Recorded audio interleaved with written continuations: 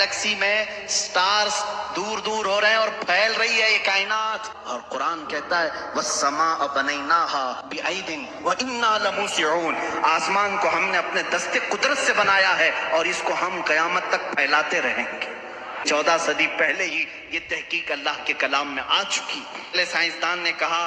کہ پہلے یہ زمین آسمان سب چیزیں ایک ہی تھی، ایک بڑا دھماکہ ہوا، اس سے پوری کائنات پھیلی، سورج الگ ہوا، زمین الگ، آسمان الگ۔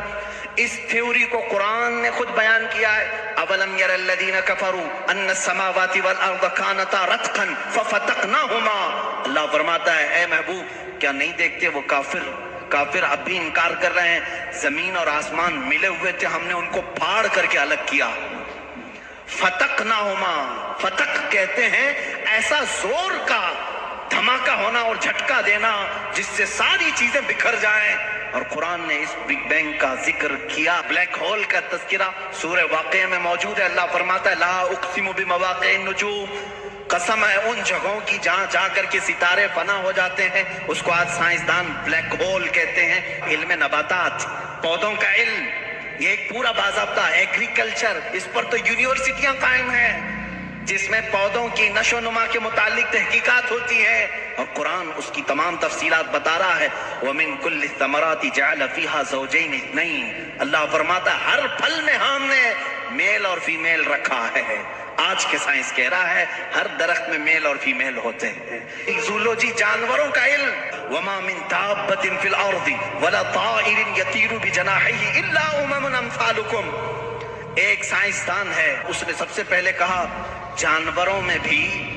انسانوں جیسی کچھ عادتیں ہیں، میں نے ان پر تحقیق کی ہے۔ اس سائنسدان نے کہا، اور رب تعالیٰ فرماتا ہے زمین میں کوئی جانور ایسا نہیں اور اڑنے والے پرندوں میں کوئی ایسا نہیں، الا امم امثالکم، وہ سب کے سب تمہارے جیسی سوسائٹی رکھتے ہیں، ان کے اپنی برادریاں ہوتی ہیں، ایک ہی خاندان کے ساتھ اڑتے ہیں، آتے ہیں، جاتے ہیں۔ قرآن اس بات کو پہلے بتا چکا ہے کہ چونٹیوں کا علم، ایک سائنسدان ہے، اس نے کہا ہے کہ چونٹیاں بات کرتی ہیں اور یہ سب ایک دوسرے کے کانٹیکٹ میں آ کر کے ہی کام کرتی ہیں، اور قرآن کہہ رہا ہے سورہ نمل، پوری چونٹیوں کی آیت سورہ ہے، اللہ تعالیٰ فرماتا حتی اذا اتوا علی واد النمل قالت نملۃ یا ایھا النمل ادخلوا مساکنکم، جب سلیمان علیہ السلام اپنے لشکر کے ساتھ سے گزر رہے تھے تو ایک چونٹیوں کی وادی کے پاس آپ آئے، تو اللہ فرماتا ہے چونٹیوں کی جو بڑی سردار تھی اس نے ساری چونٹیوں سے کہا یا ایھا النمل ادخلوا مساکنکم، اے چونٹیوں جلدی جلدی اندر داخل ہو جاؤ، کہیں سلیمان علیہ السلام کا لشکر تمہیں بے خبری میں روند نہ جائے۔ شہد کی مکھی پر ایک بندہ ہے جس نے ریسرچ کیا اور اس کو نوبل پرائز ملا ہے، یہ 1975 میں 1975 میں ایک سائنسدان نے تحقیق کر کے بتایا شہد کی مکھیاں کمیونیکیشن کرتی ہیں، ایک دوسرے سے رابطہ کرتی ہیں، اور ان کو ایک ملکہ ہوتی ہے اور وہ آرڈر دیتی ہے اور اس کے آرڈر کے اعتبار سے سب جاتی ہیں۔ اور قرآن میں دیکھو رب تعالیٰ فرماتا ہے وَأَوْحَى رَبُّكَ إِلَى النَّحْلِ أَنِ اتَّخِذِ مِنَ الْجِبَالِ وَمِنَ الشَّجَرِ بُيُوتًا فَاسْلُكِي سُبُلَ رَبِّكِ ذُلُلًا يَخْرُجُ مِن بُطُونِهَا شَرَابٌ مُخْتَلِفٌ أَلْوَانُهُ فِيهِ شِفَاءٌ لِلنَّاسِ، اللہ فرماتا ہے تمہارے رب نے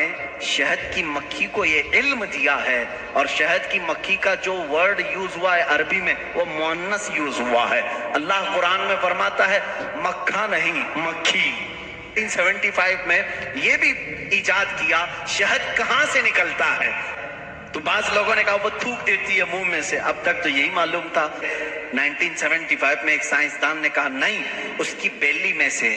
بیلی فیٹ جو ہوتا ہے پیٹ کی چربی یہاں سے نکلتا ہے۔ رب تعالیٰ فرما رہا ہے یخرج من بطونها، ہم شہد اس کے پیٹ کی چربی سے نکالتے ہیں، اس میں اللہ کی نشانیاں ہیں، اور خود مولا نے فرمایا شفاء للناس، اس میں پوری تمہارے لیے انسانوں کے لیے شفا ہے۔ اللہ تعالیٰ فرماتا افلا ينظرون الى الابل كيف خلقت، تم نہیں دیکھتے کہ اونٹوں کو اللہ نے کیسے پیدا کیا۔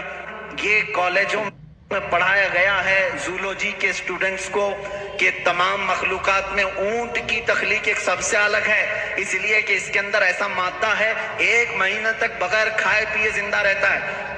پانی جمع کر لیتا ہے. تقریباً 1950 یا 60 کے بیچ میں ایک سائنسدان نے کہا کہ مکڑی جانوروں میں سب سے کمزور دل والی ہوتی ہے، اور قرآن کہہ رہا ہے اتخذ وَإِنَّ أَوْهَنَ الْبُيُوتِ، بلکہ اللہ فرما رہا ہے سب سے کمزور گھر مکڑی کا ہوتا ہے اور سب سے کمزور دل بھی اس کا ہوتا ہے.